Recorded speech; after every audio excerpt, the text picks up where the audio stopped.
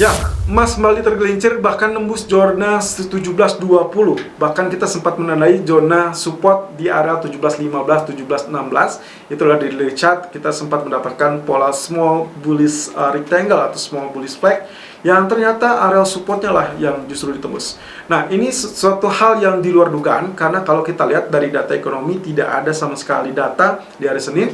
Lalu kemudian dari event atau big event pun belum akan muncul kecuali nanti di hari Rabu Presiden Biden speech, lalu kemudian di hari Jumat yaitu non-farm payroll. Lagi-lagi kami ingatkan bahwa 3 hari pertama di awal pekan ini akan sangat menentukan pergerakan di bulan April. Ya, of course, penghujung bulan Maret akan menentukan apa yang akan terjadi dengan pola candle-nya, lalu kemudian eksekusi di bulan April. Tentu saja, yang kami curigai kali ini dengan penurunan yang terjadi di awal pekan, maka kemungkinan ini adalah antisipasi atau bisa saja market discount menjelang rilis data non-farm payroll. Karena kalau kita perhatikan, ekspektasi market justru akan terjadi pertumbuhan ataupun perbaikan. Ya, data non-farm payroll diperkirakan akan jauh membaik, kurang lebih di angka 600.000. Wow, sangat jauh. Ini jompang dengan apa yang terjadi di bulan yang lalu, hanya sekitar 379K. Berarti yang akan kita nantikan apakah data ini bisa dikonfirmasi apa tidak. Yang jelas, kalau itu terjadi, maka kemungkinan potensinya, kita akan lihat emas semakin terpuruk. Tapi kalau misalkan ada di antara atau sedikit di bawah, let's say 500.000, maka kemungkinan potensinya emas bisa saja mengalami rebound kembali. Meskipun rebound pun belum tentu akan setinggi dari pola sebelumnya. Semua bergantung lagi kepada apa yang akan dilakukan oleh Fed terkait dengan kenaikan yield yang kembali terjadi. Ingat di minggu lalu atau bahkan sampai di awal hari Senin, kita sempat mendapati kenaikan untuk penguatan dolar yang juga seharusnya akan berdampak sangat berat terhadap gold. Tapi dengan redanya kenaikan yield, justru itu membuat emas perlahan tapi pasti mengincar area-area resisten. Meskipun lagi-lagi mentok atau tertahan di zona 1738, 1740. Nah, tadi malam 1732 hanya sempat dicek ataupun dites kedua kalinya, lalu kemudian tergelincir. Dan tergelincirnya ini malah jauh lebih dalam, dan itu semua diakibatkan kenaikan yield yang terjadi di pasar atau di sesi perdagangan Amerika. Oke, untuk hari ini kita akan lihat outlook-nya. Mungkin saja kita harus merubah visi dari US dollar sendiri, karena kemungkinan potensi outlook dari US dollar sendiri sudah mulai menguat. Dan bahkan treasury yield pun masih mungkin saja untuk hari ini masih akan mengalami kenaikan.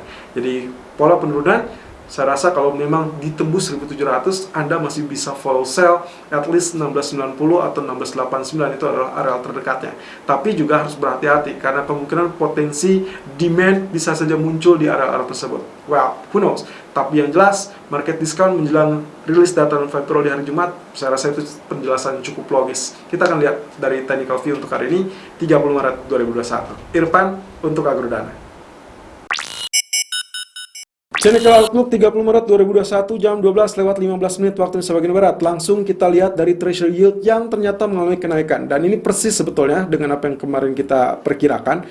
Karena begitu dia gagal menembus zona support, lalu juga gagal untuk menembus atau membuat reversal bearish dari pola yang kita curigai sebagai rising wedge, ternyata dia kembali mengalami kenaikan. Nah, sekarang yang akan kita lihat apakah kenaikan tersebut memang akan tertahan di zona ini, ya, ini adalah berdekatan dengan resisten, atau memang dia akan lanjut mengalami kenaikan. Kalau lanjut, berarti kita bisa mencurigai bahwasanya area rising wedge bisa saja dinyatakan gagal. Resisten akan berada di 1.82, sementara sampai saat ini dia berada di 1.744. Nah, ini kurang lebih equal dengan area ini ya, yang pernah dicapai tanggal 19 Maret yang lalu atau 18 Maret yang lalu.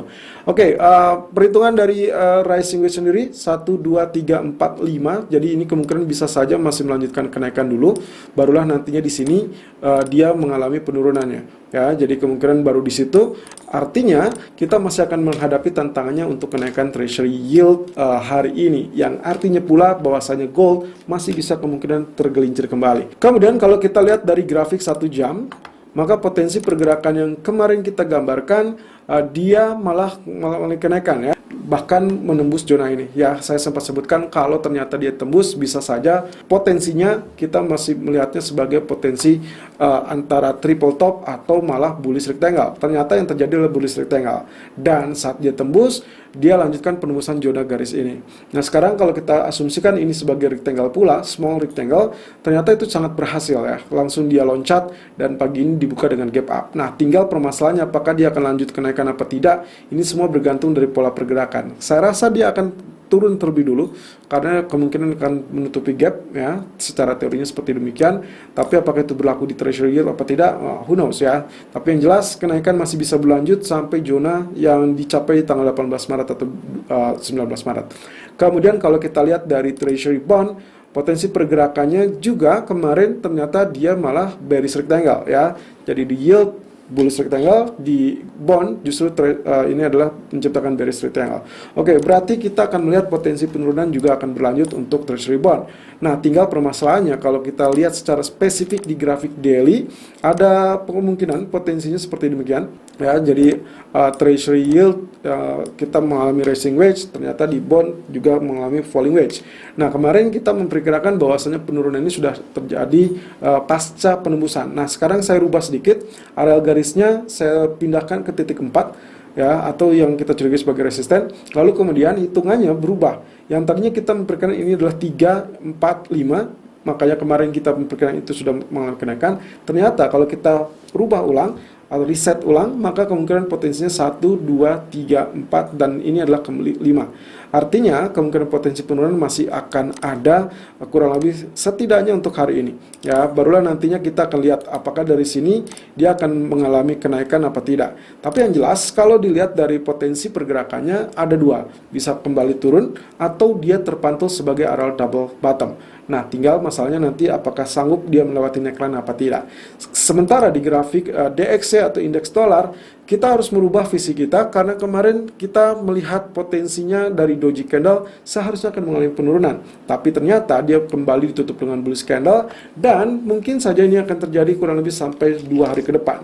Yang artinya kita masih nantikan Presiden Biden speech, lalu juga mungkin saja beberapa data menjelang rilis non-farm payroll di hari Jumat.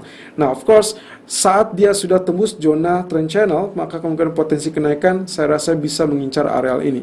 Ini adalah di 93.58 atau 93.40. Jadi kisaran di areal tersebut bisa saja tercapai dengan catatan dia melanjutkan kenaikan. Semula kita memperkirakan bahwa ini adalah konsolidasi. Yang ternyata kalau kita perhitungkan ulang, maka A, B, C ya. Jadi ini adalah ABC yang berarti pola penurunan ataupun reversalnya sudah terbentuk, lalu kemudian sekarang mengalami kenaikan. Nah, sekarang tinggal tunggu apakah dia mampu untuk mencapai area 93.40 atau justru kembali terjebak ke dalam 92.45 ya.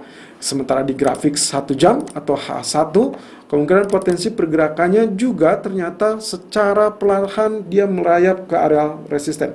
Kemarin dia sempat turun 92.72, tapi sayangnya tidak berhasil turun di bawah zona support. Lalu kemudian areal ini masih tetap nempel ya di dalam areal garis. Jadi kemungkinan potensinya kita akan lihat potensi pergerakan yang secara perlahan tapi pasti dia tetap mengalami kenaikan, dan itu akan membebani pergerakan dari indeks atau gold untuk hari ini. Technical view gold 30 Maret 2021 jam 12:23 waktu Indonesia bagian barat, high 1714.20 dan low 1704.50 dan running price 1706.20. Oke, ketergelincir dari zona yang kita tandai trend channel warna orange. Di sini saya sempat menyebutkan bahwasanya bullish flag seharusnya akan terjadi dan akan lebih cenderung menembus zona resisten. Ternyata area tersebut gagal, bahkan dia tidak berhasil menembus zona 1735. Bagaimana kita bisa mendapatkan dia tembus area resisten 1744 kalau 35 pun gagal untuk ditembus? Nah, akhirnya kalau misalkan kita lihat dari candlesticknya, maka dua candle ini kita sebutnya sebagai potensial bearish engulfing. Nah, artinya pula bahwasanya hari ini akan ditutup dengan bearish candle kembali. Walaupun dengan catatan bisa saja dia membentuk pola doji candle. Well, who knows ya, tiba-tiba di pertengahan malam consumer confidence AS yang dirilis jelek, lalu kemudian membuat dia kembali rebound. Atau bahkan kebalikannya, mungkin saja dolar yang semula menguat, yield yang semula juga mengalami kenaikan, akhirnya switch menjadi area penurunan.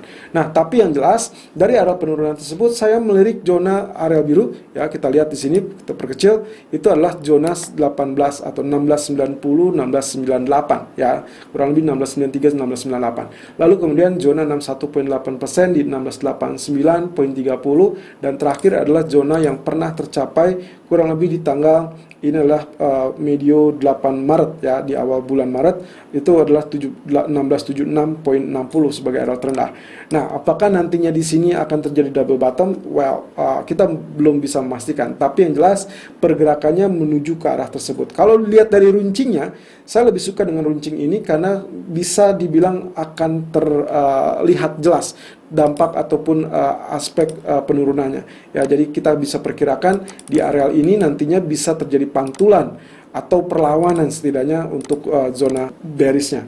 Nah, tapi yang jelas itu masih butuh banyak waktu. Kecuali kalau misalkan malam ini kembali tergelincir lebih dari 20 poin. Atau bisa saja sebelum non-farm payroll terjadi penurunan lebih dalam sampai akhirnya saat non-farm payroll semuanya akan terjadi vice versa atau direspon berlawanan. Di grafik 4 ya, areal kuning ya, area orange rectangle juga dipecah, berarti otomatis penurunan memang sangat wajar terjadi. Oke, saya ukur kurang lebih ketinggiannya dari area rectangle ini. Lalu saya dapatkan kalau saya pindahkan berarti arealnya kurang lebih akan mencapai 1698. Artinya potensi penurunan masih akan berlanjut sampai ya setidaknya 1700 mungkin bisa muncul.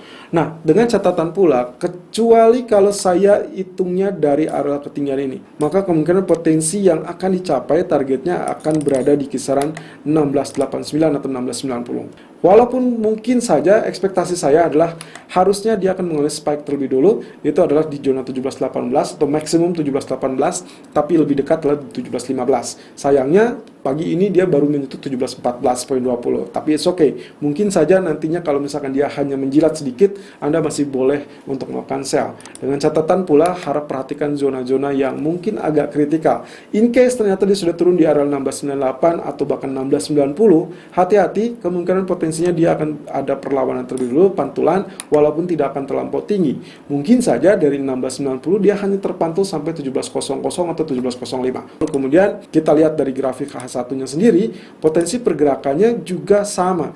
Kemarin descending triangle ternyata masih berlanjut dan areal ini ditembus ya. Jadi kemungkinan potensi pergerakan selanjutnya kalau kita perhatikan arealnya sebetulnya berada di kisaran ini ya. Jadi kita akan lihat potensi pergerakan selanjutnya apakah dia bisa melanjutkan penurunan apa tidak. Ya otomatis kalau misalkan dia tembus zona ini adalah 1704, 1703, maka kemungkinan potensinya bisa saja berlanjut penurunan hingga zona selanjutnya.